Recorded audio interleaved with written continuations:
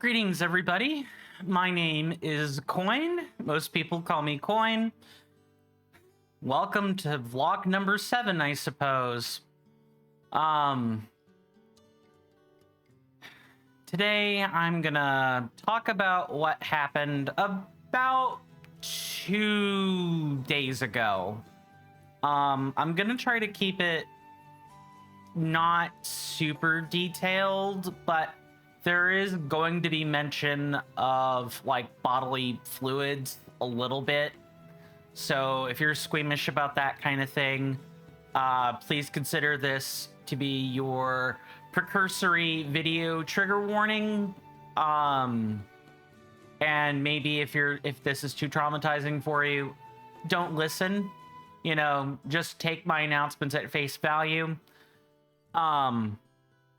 I'll keep this as brief as I can. I do hope everyone is doing well today. I mean, it's 2 to 3 days after the incident. I'm feeling a bit better now.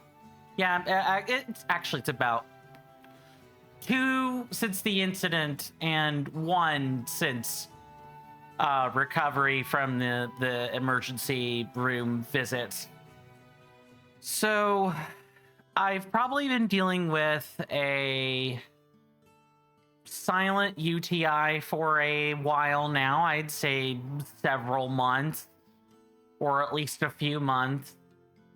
You know, enough time for a UTI to progress to a kidney infection. That's what I was dealing with. Saturday, I went over to hang out with friends at about 6 in the evening. Had a good time. Somewhere around 8:40. Yeah, around 8:20, 8:40. I don't remember exactly when. I went to the bathroom and then passed a kidney stone. Just clockwork, just like that. Had a bit of blood mixed in with the urine. Saw the kidney stone. You know, tried to confirm it was a kidney stone. Got to confirm it was a kidney stone. Flushed the toilet. Went back to business. Because I figured, you know, after a kidney stone, most people, you know, pass kidney stones. Like, that's what they have to deal with and not what happened next. I wasn't expecting what happened next. I'll say it like that. So I got home that night about 10:20 and immediately started getting the shivers right out of nowhere. The room wasn't cold. The outside of my body didn't feel cold. Usually there's a buildup to that type of stuff if you're getting externally cold. This came right out of nowhere. And for context, you know, I live in a house where we keep it at like 74 degrees Fahrenheit.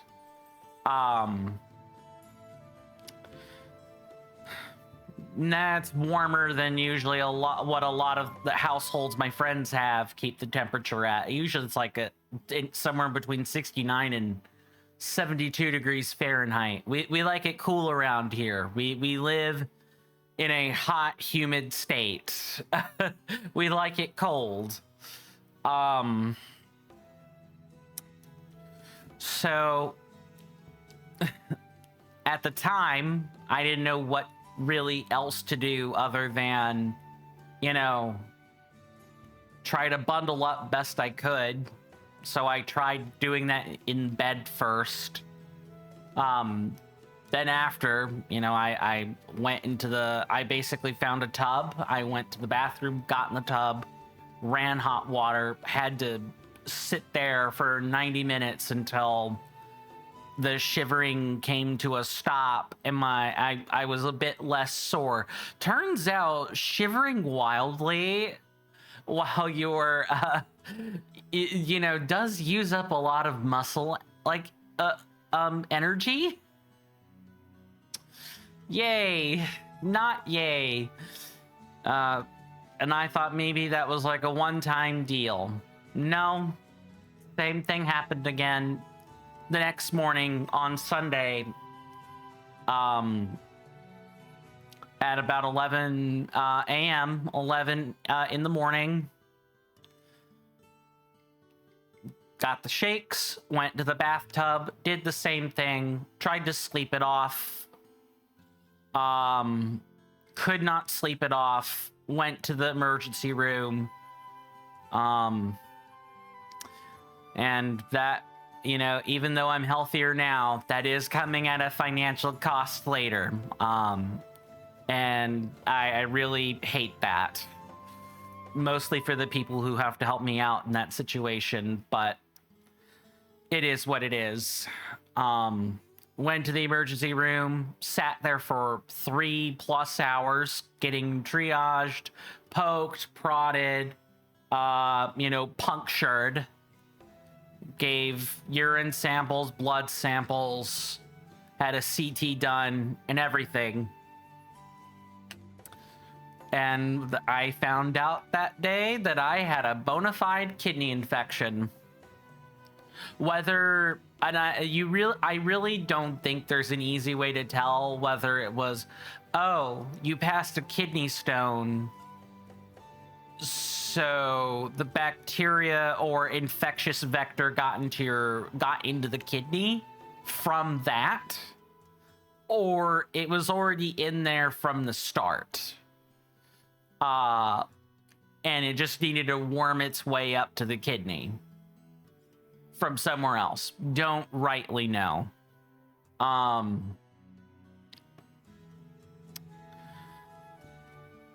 So I got prescribed an antibiotic, and I was told to get an over-the-counter like inflammation control med. So I got some ibuprofen, since apparently I also learned that I may or may not be experiencing fatty liver at the exact same time. Nice. Don't you love finding out medical problems in the American healthcare system? Where you know that if, you know, whether you're insured or not, it costs money to find these things out.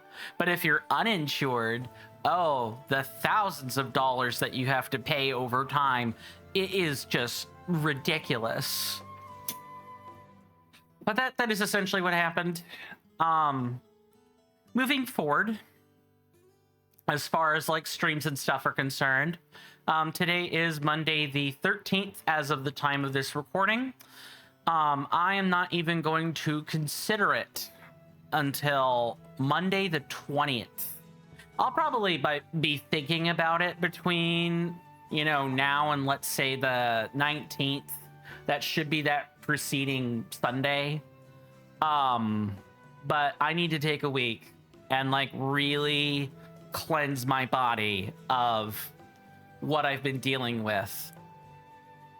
I mean, I won't be done taking antibiotics by then, but I should be okay after the 1 week mark, and we'll see what we can do from there. You know, I might come back at a reduced like streaming load until, you know, I get used to things again, because this isn't like, oh, Steven got, and I've said my first name before, so you have it now. You know, Steven felt bad, so he took the day off from streaming to go, like, rest. This is, Steven could have died. Coin could have died. This could have been sepsis, guys. I want to make that really clear. I learned that this is one of those diseases that if you don't catch it at the kidney level, like it gets to the bladder level, the next step is sepsis. And for those that don't know what sepsis is basically a heightened reaction. It's classified as an overreaction, but it is a severe reaction to an infection. And like sepsis is not an immediate cause. Okay, let me back that up. If you have sepsis, go to the emergency room immediately. But that doesn't mean you die right as soon as you know you have it. You have a little time. And by a little, I mean, you know, as early as you can get to the ER as possible. Because once you get to septic shock, which is like the next step after sepsis, and you know, you're dealing with severe sepsis, septic shock can occur right during that severe sepsis phase. And severe sepsis, in severe sepsis, your body will start shutting down organs. Like, you are going to die if you do not get treated. So this was not sepsis. I want to make that abundantly clear. This was not sepsis, but it could have been. It could have been. I could have died. So I want to make sure I take the time to, you know, start treating my body better than I've been treating it for probably about 13 years. I need to start that process, like, pronto. Other than that, as compensation for this missed time, I am going to try to work on some Elden Ring Reforged releases for you. That's pretty easy to do. Let me tell you what my process is for that. Number one, if I don't have ERR videos, I go make some. Luckily, I've made a lot of them, so I don't need to do that. Number two, I crack open DaVinci Resolve, cut out the mic track, let it render. That's it. Because it's a posterity series, that means I don't cut anything out. I show you exactly where I'm going. You know, no matter how many times I die, no matter how many times I get lost midway and I feel like I take a detour I shouldn't make, you guys get to see that. All of it. And I let that render, and while that's rendering, or, you know, before I get ready to let it render, I make the thumbnail.